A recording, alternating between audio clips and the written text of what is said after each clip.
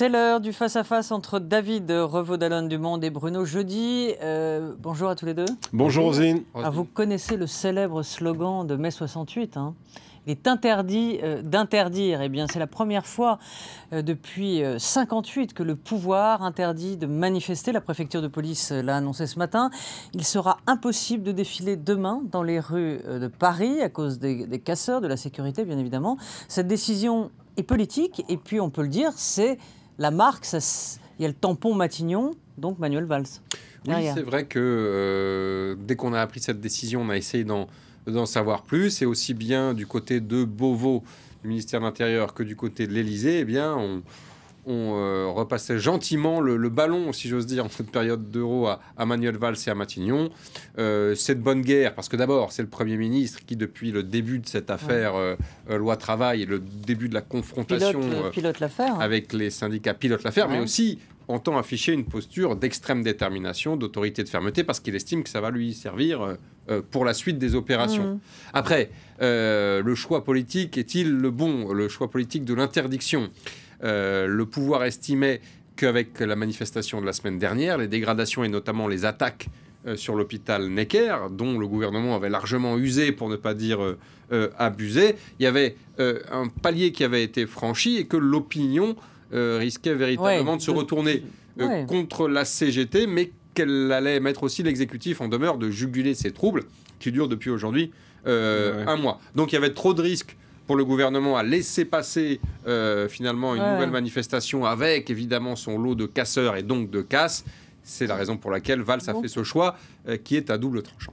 Oui, vous êtes d'accord sur l'analyse. C'est vrai qu'on a mis en cause l'autorité de l'État aujourd'hui, mais ceux qui mettaient en cause l'autorité de l'État, c'est-à-dire Sarkozy, Fillon, et bref, la droite et même Marine Le Pen, aujourd'hui hurlent avec la CGT en disant qu'il est scandaleux. Alors, pas tous, mais ceux que je vous ai cités. Oui, je crois que ça aurait été étonnant. Enfin, de quoi parle-t-on? D'abord, on parle d'une manifestation la semaine dernière qui a dégénéré dans des proportions absolument invraisemblables et inexcusables. Et au fond, Valls tire aussi les leçons des débordements et d'un hôpital qui a été cassé.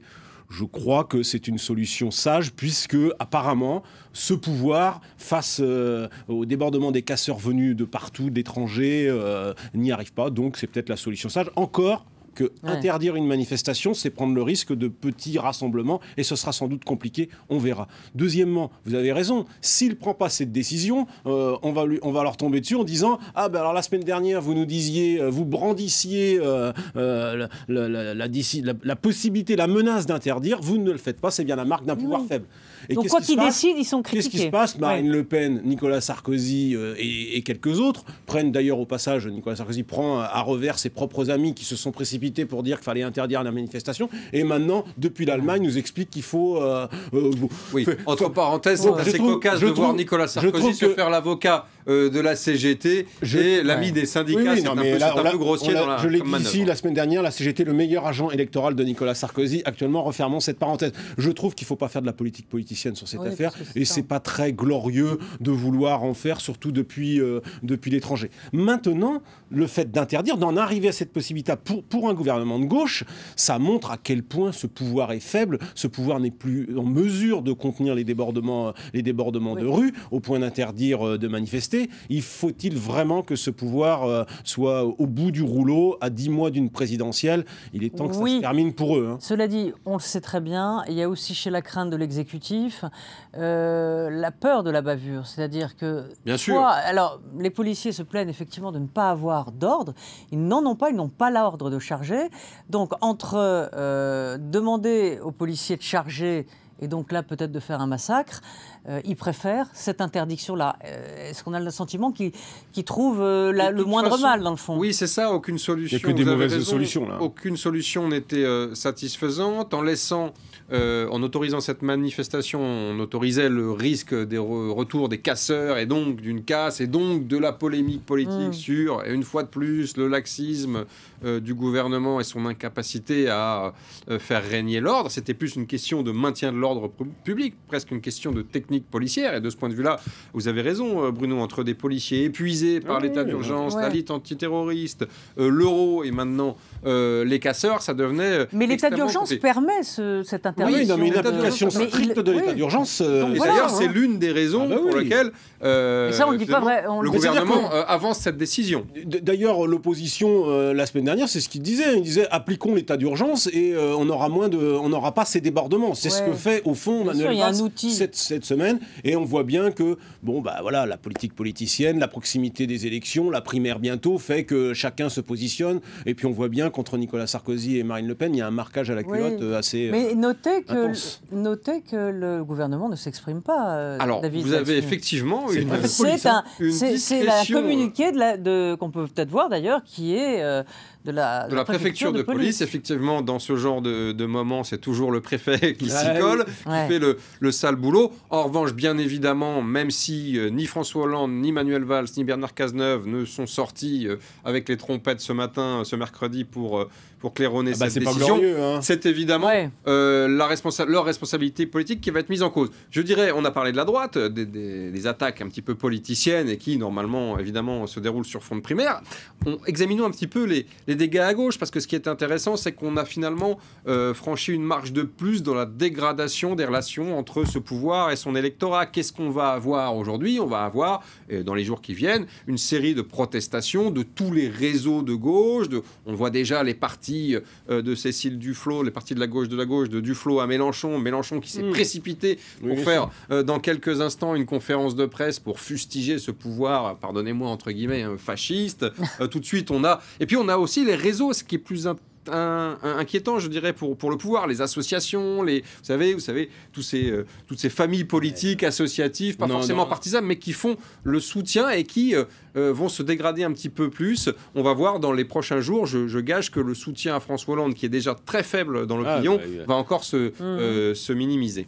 Oui, non, c'est une très mauvaise séquence évidemment pour le pouvoir socialiste, Manuel Valls et surtout François Hollande, qui le paye très cher. Ils tiennent bon quand même. Mais qui le paye très cher dans les sondages. On voit bien que l'affaire de la déchéance de nationalité avait vraiment dégradé fortement l'image de François Hollande dans les sondages, sa relation avec la gauche. Et là, ça l'achève quelque part. Et on voit bien qu'il est au plus bas, 14% de bonnes opinions, entre 14 et 16 dans les intentions de vote présidentiel. Une élimination systématique dès le premier tour. Pour François Hollande, c'est le calice jusqu'à la lie. Et on voit bien que cette affaire de loi El Khomri est devenue son chemin de croix. Et ce n'est pas terminé, puisque le texte doit revenir à l'Assemblée nationale début juillet pour probablement un nouveau 49.3, avec un nouveau psychodrame avec les frondeurs. Donc c'est vraiment le feuilleton un premier semestre calamiteux pour ce pouvoir. Et on se dit, Roselyne, qu'il va falloir bien davantage qu'une primaire pour remettre en selle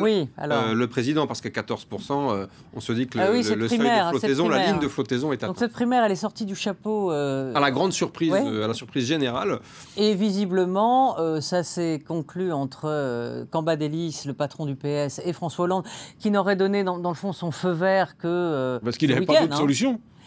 Je crois que quelque part, François Hollande, qui pour le coup sait au moins faire quelque chose, c'est bien s'occuper du Parti Socialiste, et la manœuvre est plutôt bien conduite, l'effet surprise, cette primaire que toute la gauche réclamait il y a encore 6 mois. Avec un timing parfait. Un timing parfait, cette primaire que tout le monde réclamait il y a 6 mois, et finalement il s'y soumet avec évidemment ses principaux détracteurs à gauche qui maintenant sont un peu pris à revers. Donc la manœuvre est parfaite, mais encore une fois, pourquoi s'y soumet-il ? C'est parce qu'il n'a plus d'autre solution. Moi, je l'ai dit ici plusieurs fois, je pense que François Hollande, sans cette primaire, ne pouvait même pas envisager une candidature. Alors maintenant, il restera à gagner cette primaire qui, même, réduite aux acquets, ce ne sera pas si facile que ça. Cela dit, il la tient, sa courbe, il a des résultats. 200 000 emplois créés, 1,6 de croissance selon l'INSEE, l'investissement qui reprend. Est-ce que, je ne veux pas faire l'avocat, mais est-ce qu'il n'y a pas... L'avocate du ça va mieux, Roselyne. Non, pas du tout, mais je regarde les chiffres. Incontestablement, objectivement, si on se fonde sur les indicateurs économiques, vous avez raison. Cette phrase qui avait tant fait jaser et qui avait suscité tant de réprobation, ça va mieux, se vérifie. Alors, non, mais les chiffres, ça reste à confirmer. Conjoncture le problème, c'est qu'il européenne. Oui, le problème, c'est que cette conjoncture-là, elle ne se traduit pas sur le plan politique et que cette dernière initiative qui sont un peu téléphonée, surtout la perception des Français. Oui, et puis la perception des Français. Ça, c'est comme la météo. Parfois, il fait froid et on a l'impression qu'il fait encore plus froid. Vous avez raison, mais là, il pleut toujours depuis. Il va falloir plusieurs mois. Il pleut toujours depuis 2012. Il va falloir plusieurs mois pour que ça infuse dans l'opinion. Et précisément, je pense que François Hollande espère que cette tentative de la dernière chance, qui est la primaire, coïncide à peu près dans 6 mois avec le moment où l'opinion le second semestre sera pas aussi calamiteux que le premier. Ce qu'il c'est faut dire possible, quand même, compte tenu du niveau du premier, c'est pas tout à fait impossible. La deuxième mi-temps peut être meilleure que la première mi-temps. Ce qui n'est pas toujours le cas. Pour filer la métaphore. En tout cas, ce qui est certain, c'est que cette primaire, c'est un gigantesque aveu de faiblesse, puisqu'on n'a jamais vu dans l'histoire de la République, évidemment. Alors, ça fait pas non plus 30 ans que les primaires sont rentrées dans nos us et coutumes, mais un président sortant qui est obligé de se soumettre avec un simulacre de primaire, puisqu'en réalité, ça va être un simulacre à 200 000 ou 300 000 votants. De toute façon, c'est plié pour 2017 pour la gauche, non? Et puis de toute façon, sauf miracle ou sauf accident, ce qui est possible, effectivement, tout le monde se dit que ça va être extrêmement compliqué. Donc, pour le président, être obligé d'aller se confronter à Marie-Noëlle Lienemann ou à Arnaud Montebourg, voire à un candidat écologiste qui pourrait être François de Rugy, c'est quand même un peu, pardonnez-moi l'expression, un peu cheap. Mais en juin 2016, on en est là pour François Hollande, qui essaie par tous les moyens de pouvoir lancer sa candidature, installer sa candidature. Il n'y arrive pas parce que à l'arrivée, on voit bien qu'à la fin de ce quinquennat, il n'est plus le candidat naturel de la gauche et que même dans ce sondage qui méritera, il y en a eu un de fait qui méritera sans doute d'être confirmé, il est à un gros tiers de supporters, ce qui est quand même assez peu. Voilà, on a bien noté que Bruno jeudi, on avait marre de François Hollande parce que selon vous, il pleut à cause de lui, c'est ça? Non, pas à cause de lui, mais il pleut toujours. Alors voilà. Gouverner, c'est pleuvoir, a dit François Hollande lors d'un déplacement officiel auquel vous étiez. Bravo, oui, Maréchal Lyotet, je crois. C'est ça, absolument. Voilà. On connaît nos classiques. Merci, à très vite.